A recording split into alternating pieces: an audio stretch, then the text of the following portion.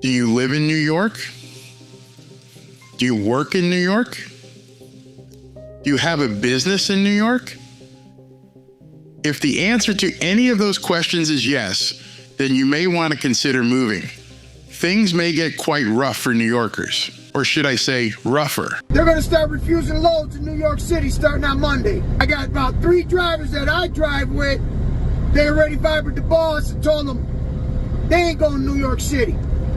So, I don't know how far across the country this is, or how many truckers are going to start denying loads to going to New York City. But I'll tell you what, you around and find out. Interesting timing that this op-ed came out in the New York Times today. The columnist is trying to paint Trump supporters as violent and, quote, warping American politics. How original. By messing with Donald Trump, it seems that New York is about to experience the law of unintended consequences. New York thought they finally got Trump. New York thought they had bankrupted Trump, but New York may have just committed financial suicide. What will happen if New Yorkers have no food? If what is being planned actually happens, we will all find out. But of course, they'll probably airlift food in for the illegals first anyway. And despite the liberal bravado on Twitter, it seems that even the thought of truckers protesting in New York has the New York Times freaked out. Listen to what Kevin O'Leary from Shark Tank says about people investing in New York. This award, I mean, just leaving the whole Trump thing out of it and seeing what occurred here, and I'm no different than any other investor. I'm shocked at this. I can't even understand or fathom the decision at all. There's no rationale for it. And so let me give you a real-time experience I'm having regarding this, and I'm not the only one. It doesn't matter what the governor says. New York was already a loser state. Like California is a loser state. There are many loser states because of policy, high taxes, uncompetitive regulation. It was already on the top of the list of being a loser state. I would never invest in New York now, and I'm not the only person saying that. And here's a real-time situation. In development in real estate right now, the hottest asset class is very high-end data centers. They cost anywhere from $2.5 to $3.5 billion each.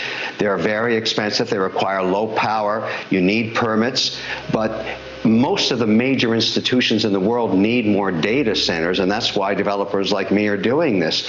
Now, you need power. So New York has Niagara Falls. Normally, you'd consider that to put in one of these facilities, create 400 jobs, 5 more jobs for each of one of those for auxiliary services. I can't go to New York. So I'm going to Oklahoma, North Dakota, West Virginia. Governor Stitt, Kevin Stitt, my staff have met with him. Governor Burgum, the same thing. Governor Justice. Those are winner states. They don't do things like this. I have to syndicate that debt and all that equity. We're talking billions of dollars here. Do you think any foreign institution or any private equity firm or any pension fund would touch New York? No. And that's why New Yorkers should be concerned. The fine people of New York should ask themselves, why are we such a loser state? How are we going to attract business? It's not just the existing businesses that are fleeing out to Texas and Florida. What about new money like this that I'm talking about, like a $4 billion data center? Not a chance I would put that in New York. Zero probability. Never. And so they've got a lot of work to do to find themselves getting out of this situation. This has all occurred post-pandemic.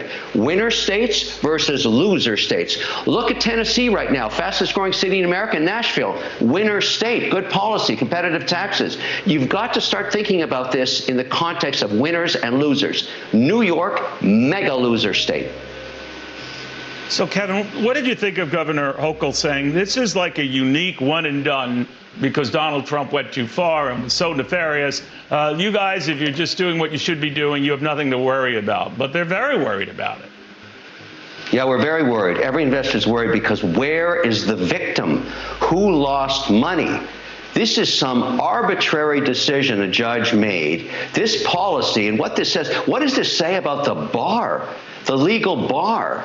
in New York. Aren't they going to question this judge? What is this? $355 million, and there's dollars as a penalty, and there's plus interest at 9%, and there's no victim?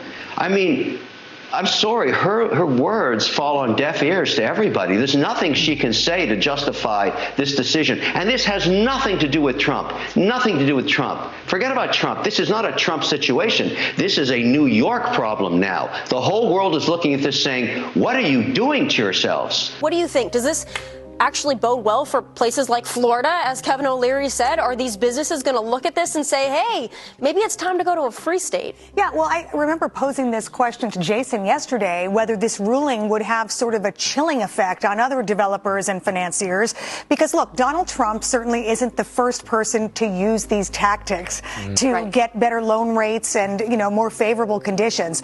I think people are going to look at other plaers. Why wouldn't they? But I want to go back to the New York Times calling these truckers violent. They're basically staging a boycott. So I just want to call out the New York Times there. We've seen plenty of protests in the last 6 months here, pro-Palestinian protests, shutting down major train stations in this city, shutting down entrances to universities where Jewish students and other students are trying to enter, intimidating people. Where was the New York Times calling out those protesters as being violent? And an entire summer of BLM. We actually have that quote that both of you alluded to, and it is, quote, the tsunami of mega threats is different. The intimidation is systemic and ubiquitous, an acknowledged tactic in the playbook of the Trump right that flows all the way down from the violent fantasies of Donald Trump himself. Things don't look great for New York. And with all of this happening, New Yorkers won't have Snake Plissken to bail them out. Unfortunately, your leaders brought this on themselves.